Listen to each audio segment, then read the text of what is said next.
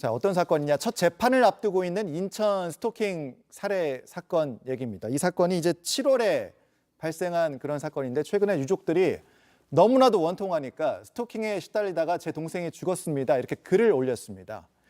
유족들이 피해자 생전 모습까지 공개를 했고 30대 여성 이은총 씨였어요. 가해자는 헤어진 전 남자친구, 데이트 폭력, 스토킹 범죄, 법원에서 접근 금지 명령도 받았지만 결국 범행을 저질렀습니다. 그런데 지금부터 할 얘기는 이 가해자가 기소 이후 한 달 동안 5차례에 걸쳐서 재판부에 반성문을 냈다는 거예요. 그러니까 따져보면 뭐 3, 4일 간격으로 재판부에 반성문을 냈다는 건데 변호사님, 네. 우리가 뭐 이런 반성문 냈다, 뭐 처음 보는 얘기 아닙니다만 네네네.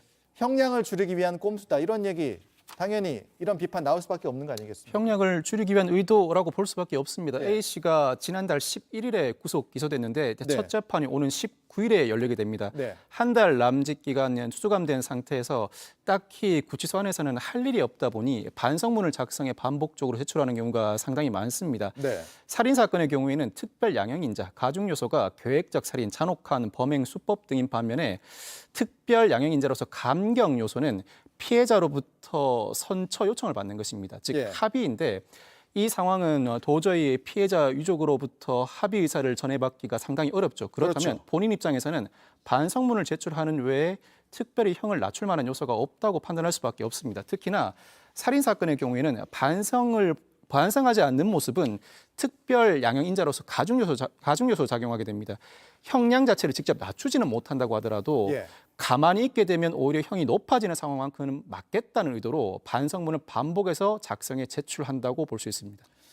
유족이 공개한 메시지를 보면 가해자가 이렇게 문자를 보냈어요. 뭐 내가 정말 죽도록 싫었느냐, 뭐 간절하게 기회를 달라고 빌었잖아, 이런 메시지를 보내서 피해자를 계속 괴롭히고 범행 당시에는 같이 있던 이은총 씨의 이제 어머니도 끔찍한 이 살해 장면을 다 목격을 했다고 하는데 교수님, 이런 상황인데 반성문이 도대체 무슨 소용이 있습니까? 예, 맞습니다.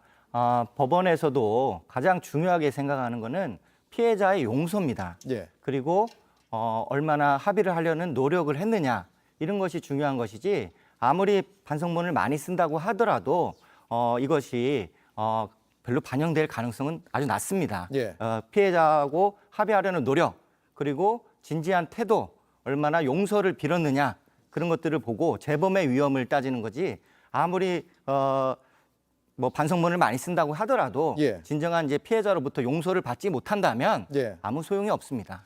이은총 씨 유족 측에서는 이제 가해자 측이 직접 연락을 해온 적이 단 한 차례도 없다 이렇게 밝히고 있는 상황인데, 근데 변호사님, 근데 실제로 그런데 우리가 과거에 반성문을 제출해서 감형 요소로 활용되는 경우가 있었잖아요. 네네네. 이 통계가 얼마나 되는가? 근데 지금은 좀 줄어들고 있다고는 하는데 어떻습니까?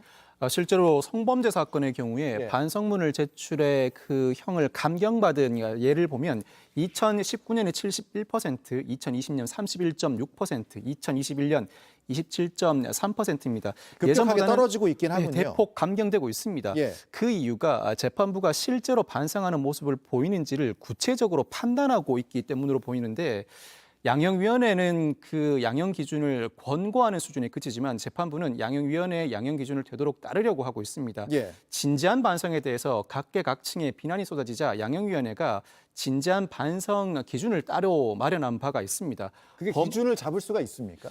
주관적인 사유라 그 예. 기준을 잡을 수가 없습니다만 예. 주관적인 사유라고 하더라도 판단의 요소는 어느 정도 설정할 수가 있습니다. 양형위원회가 마련한 기준은 범행을 인정한 구체적인 경위를 살펴보라. 그리고 피해 회복이나 재범 방지를 위한 자발적 노력을 하고 있는지를 살펴보라. 진지하게 반성하고 있는 모습을 구체적으로 따져보고 난 뒤에 실제로 진심으로 뉘우치는 모습을 보일 경우에만 반성문 제출이나 반성하는 모습을 감형 사유로 삼으라고 권고하고 있는데 예. 이를 재판부가 받아들이고 있고, 단순히 형을 낮추기 위한 목적 내지는 높은 형을 막기 위한 목적으로 형식적인 반성문을 제출하는 모습은 더 이상 양형 사유에 반영하지 않는 것이 현재 재판부의 기조라고 할 수 있습니다. 지금 저희가 스토킹 사건 얘기를 하고 있는데 그 신당역 사건 기억들 많이 하실 거예요. 이게 여성 영무원이 직장 내 스토킹 겪다가 살해당한 사건인데 내일이면 이게 벌써 1년째 되는 날이 됩니다. 그런데 스토킹 범죄 여전하죠. 올해 경찰에 입건된 스토킹 범죄가 벌써 7,000건이라고 하고요.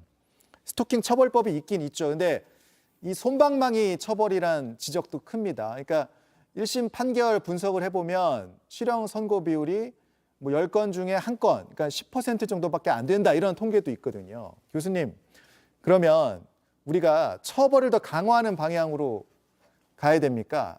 아니면 예방을 더 강화하는 방향으로 가야 됩니까? 뭐 둘 다 중요하겠지만 어떤 식으로 우리 사회가 가야 하는가 어떻게 보세요? 예, 스토킹 범죄는 하루에 85건 정도가 이제 경찰에 신고가 되고 있고 하루에 85건이 돼요. 예, 통계에 전국적으로? 의하면, 예, 전국적으로 85건이 신고가 되고 있고 예. 또 1년에 거의 3만 건 가까이 신고가 되고 있는데 우리나라뿐만 아니라 지금 전 세계적으로 영국에서도 경찰관이 피해자를 스토킹하다가 납치해서 살해한 사라 사건이 있어서 아주 큰 판향을 분지킨 적이 있습니다. 예. 이처럼 이제 스토킹 범죄는 살인 사건의 전조 증상으로서 살인범들의 93%가 여성을 상대로 한 살인의 93%에서 스토킹 증상이 나타났었거든요. 예. 그렇기 때문에 이 스토킹 범죄는 예방과 처벌 둘 다 물론 중요하고 경찰 혼자만의 노력으로는 해결하기가 정말 어렵습니다. 예. 그리고 이제 영국에서의 통계에 의하면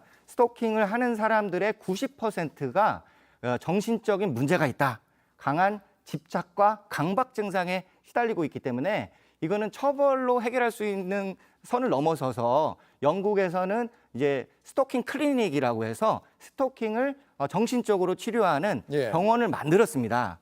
그래서 우리나라도 이것을 좀 참고해서 예. 이거는 스토킹은 병원에 가서 치료를 받아야 되는 그런 문제로 생각해야지 교도소에 갔다가 한다고 하더라도 또 나와서 또 집착할 수가 있는 그런 문제이기 때문에 예. 영국의 이제 스토킹 클리닉을 만든 것처럼 예. 이런 일종의 정신병의 문제로 보고 예. 요즘 이제 이상 동기 범죄에 대해서 이제 예. 그 사법 입원 제도가 논의되고 있지 않습니까? 네. 그와 같은 맥락에서 스토킹도 통계에 의하면 90%가 가해자들이 정신병의 문제가 있다. 예. 그런 생각을 가지고 알겠습니다. 일종의 정신 문제로 치료를 해야 된다. 그렇게 생각합니다. 알겠습니다. 스토킹 관련 범죄 끊이지 않고 발생하고 있어서 틈날 때마다 교수님과 함께 좀 대책을 짚어보도록 할게요. 네, 두 분 말씀 여기까지 듣겠습니다.